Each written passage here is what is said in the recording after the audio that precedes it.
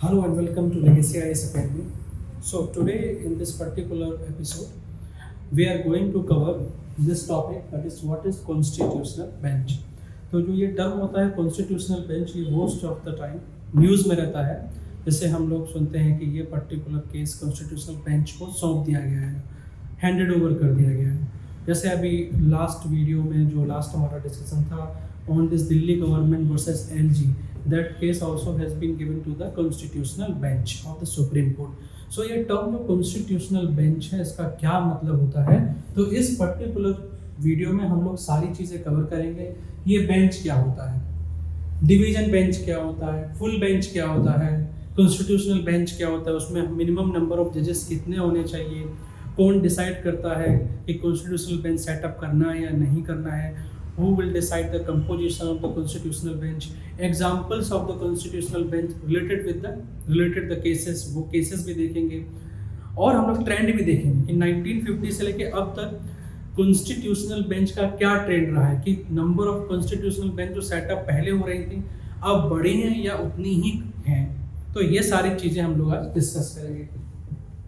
सबसे पहले ये बेंच क्या होता है, व्हाट इज बेंच। बेंच कुछ भी नहीं, बेसिकली होता है कि जब जजेस जो केस सुना करते थे, जैसे 2 या 3 या 4 जज एक साथ बैठे हों, तो एक बेंच होती थी, ऐसा पूरा एक फुल बेंच, जैसे कि ऐसा एक बेंच हुआ करता था, एक फुल इंटायर बेंच, और वहां पे जैसे एक जज, 2, 3, 4 ये एक साथ बैठे होते थे बेंच पे, इसी को बोलते हैं बेंच। दैट इज रीजन, वहीं से टर्म आया बेंच, कॉन्स्टिट्यूशनल बेंच या डिवीजन बेंच। ये डिवीजन बेंच क्या होता है, डिवीजन बेंच का मतलब है कि जब किसी बेंच में टोटल 2 और 3 जजेस आर देयर, कितने जज है, ओके 2 और 3 जजेस आर देयर, तो उसको बोलते हैं डिवीजन बेंच। डिवीजन बेंच का ये मतलब नहीं कि ओनली 2 जजेस हो, अगर 3 जजेस भी हो तो उसको भी हम लोग बोलते हैं डिवीजन बेंच। तो डिवीजन बेंच का मतलब समझ में आ गया कि नंबर ऑफ जजेस उस पर्टिकुलर बेंच पे या नंबर ऑफ जजेस उस पर्टिकुलर केस में जो इन्वॉल्व है उनका जो नंबर है वो 2 या 3 या 2 और 3 है, उसको बोलते हैं डिवीजन बेंच। ये फुल बेंच क्या होता है, सिंपल है कि जो भी नॉर्मल बेंच रही होगी उसमें जितने भी लोग बैठ सकते हैं, अगर टोटल नंबर ऑफ लोग उतने बैठे हुए हैं तो उसको हम बोलते हैं full bench. Example full bench का, अगर हाई कोर्ट का मामला है, हाई कोर्ट के केस में इवन 3 जजेस अगर हैं एक साथ, उसको हम फुल बेंच बोल देते हैं। एंड अगर सुप्रीम कोर्ट का मामला है तो सुप्रीम कोर्ट के मामले में अगर 5 जजेस आर देयर तो उसको हम लोग फुल बेंच बोल देते हैं। तो हाई कोर्ट के केस में 3 एंड सुप्रीम कोर्ट के केस में 5 जजेस को फुल बेंच बोलते हैं, करेक्ट। अभी हम लोग पढ़ेंगे कॉन्स्टिट्यूशनल बेंच क्या होती है। तो एक होता है ना कि फुल बेंच ने मामला सुनाया, करेक्ट, या फुल बेंच ने जजमेंट दिया। तो फुल बेंच का मतलब है कि अगर हाई कोर्ट में है तो 3 जजेस उसमें थे तो 3 जजेस को है, एंड अगर सुप्रीम कोर्ट में तो 5 जजेस हैं तो इसको बोलते हैं फुल बेंच। अगेन इससे ज्यादा इंपॉर्टेंट है जो आपको कॉन्स्टिट्यूशनल बेंच। कॉन्स्टिट्यूशनल बेंच में जो मिनिमम नंबर ऑफ जजेस की जो रिक्वायरमेंट है वो होती है 5। सो कॉन्स्टिट्यूशनल जजेस के केस में मिनिमम नंबर ऑफ जजेस कितने होने चाहिए, 5। लेकिन अगेन अगर 7 जजेस हैं, 9 जजेस हैं, 11, 13, करेक्ट, ये इतने जजेस हैं, इसको भी हम लोग कॉन्स्टिट्यूशनल बेंच ही बोलते हैं।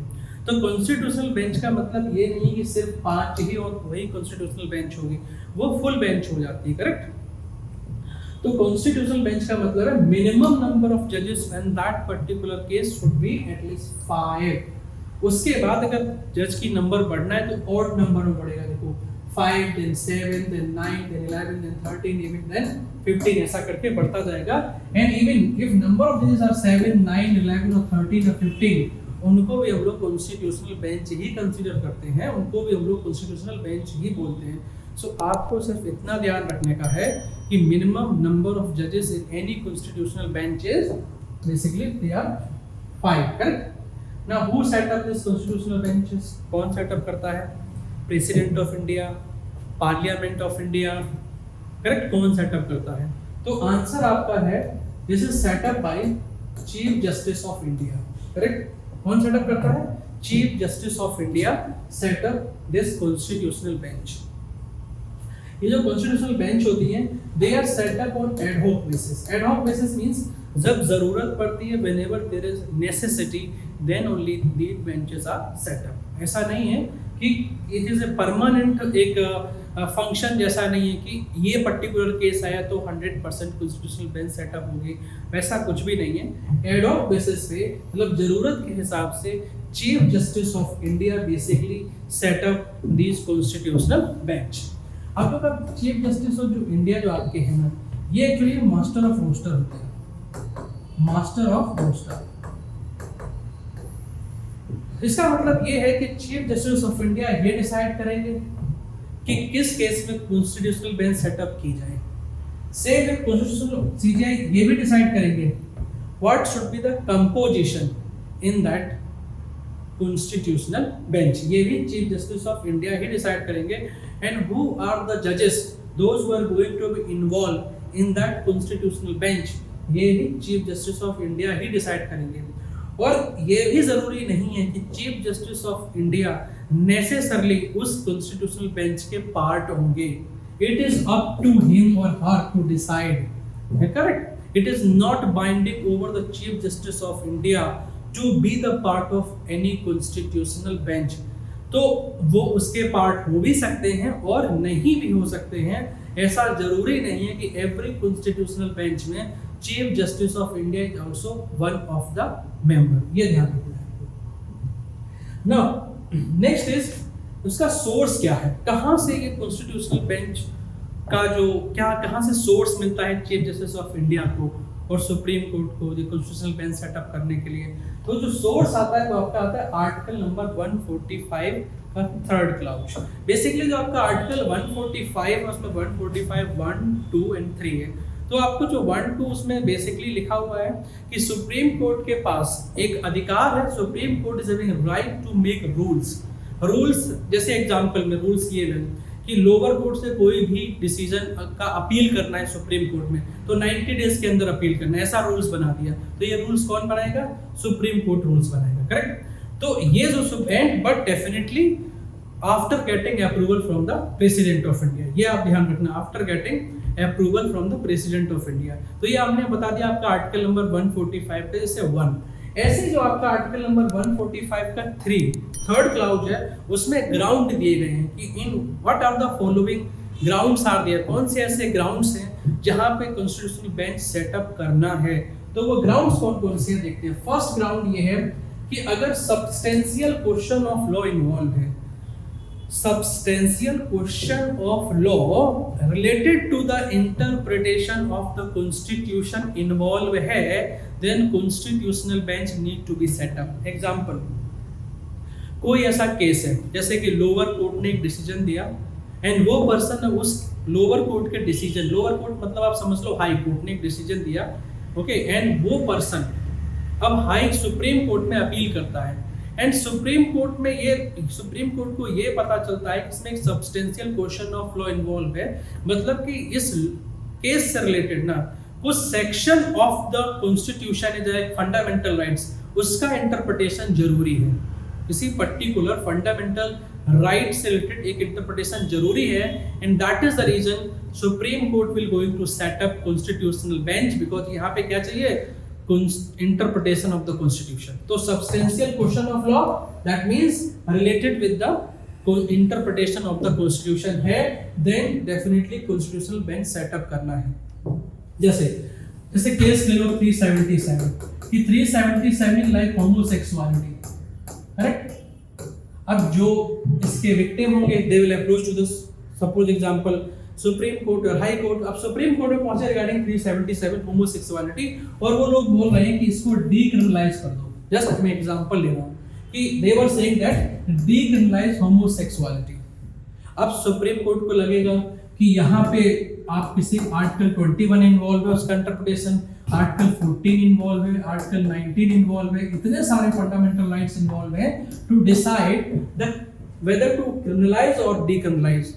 तो सुप्रीम कोर्ट क्या कर सकता है? Supreme court can send this case to the constitutional bench because यहाँ पे substantial question of law related to the interpretation of the constitution it was involve. ये जो हमने अभी एग्जांपल, एक हाइपोथेटिकल एग्जांपल है तो अभी इसको सच नहीं समझ, हाइपोथेटिकल एग्जांपल है। सेकंड केस क्या है? सेकंड केस तब है रिगार्डिंग आर्टिकल 143। आर्टिकल 143 क्या है कि जब president seeks the advice of the supreme court, जब प्रेसिडेंट सुप्रीम कोर्ट से एडवाइस लेता है regarding a public interest matter, अगर कोई ऐसा मैटर है जिसमें पब्लिक इंटरेस्ट हो, लार्जर इंटरेस्ट इन्वॉल्व हो, उससे रिलेटेड कोई मैटर है और president seeks advice from the supreme court, उस पर्टिकुलर केस में भी जो सुप्रीम कोर्ट होता है कॉन्स्टिट्यूशनल बेंच सेटअप करता है and then that constitutional bench basically advise the president. ये अलग बात है कि जो भी एडवाइस वो constitutional bench president of India को देगा, वो एडवाइस प्रेसिडेंट ऑफ इंडिया के ऊपर बाइंडिंग नहीं है, बाध्य नहीं है। President of India may accept it और president of India may rejected, क्योंकि जो भी एडवाइस होगा वो एडवाइस की वैल्यू एक कोर्ट के ऑर्डर के बराबर नहीं मानी जाती है, सिंपल। लेकिन क्योंकि प्रेसिडेंट ऑफ इंडिया ने एडवाइस सी किया है तो एक या दो जज एडवाइस नहीं दे पाएंगे, तो ये क्योंकि बहुत इंपॉर्टेंट मैटर है, पब्लिक के लार्ज इंटरेस्ट इन्वॉल्व है, तो इस केस में भी कॉन्स्टिट्यूशनल बेंच सेटअप होता है। तीसरा केस वो है conflicting of judgement. Conflicting of judgement ground क्या है?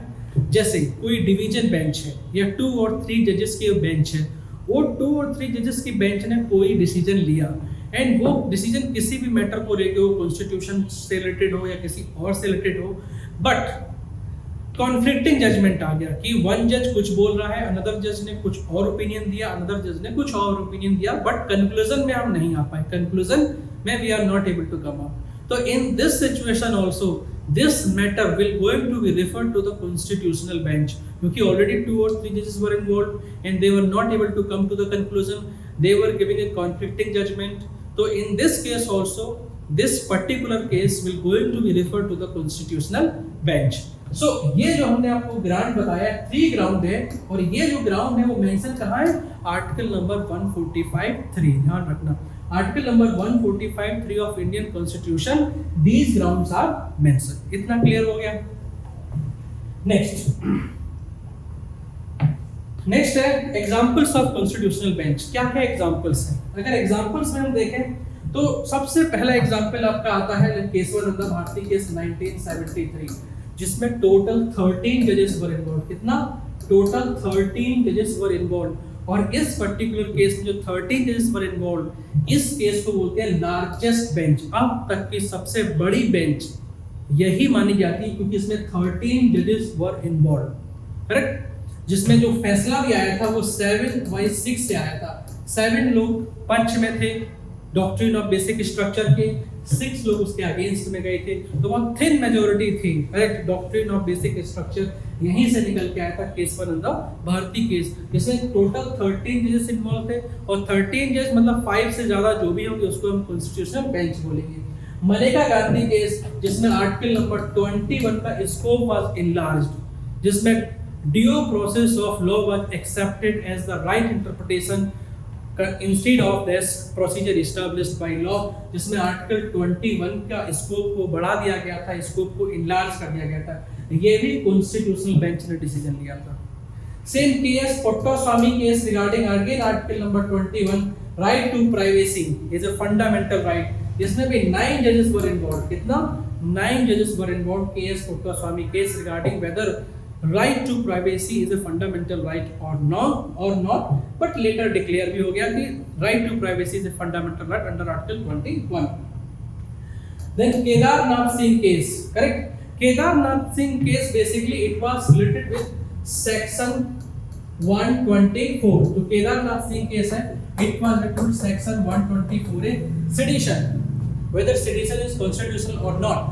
तो सेडिशन को वैलिड माना था इस पर्टिकुलर केस में केदारनाथ सिंह केस, ये भी कॉन्स्टिट्यूशनल बेंच ने डिसीजन दिया था। देन आईआर कोहिलो केस, इसमें भी टोटल 9 जजेस इन्वॉल्व थे। आईआर कोहिलो केस बेसिकली कौन सा केस है?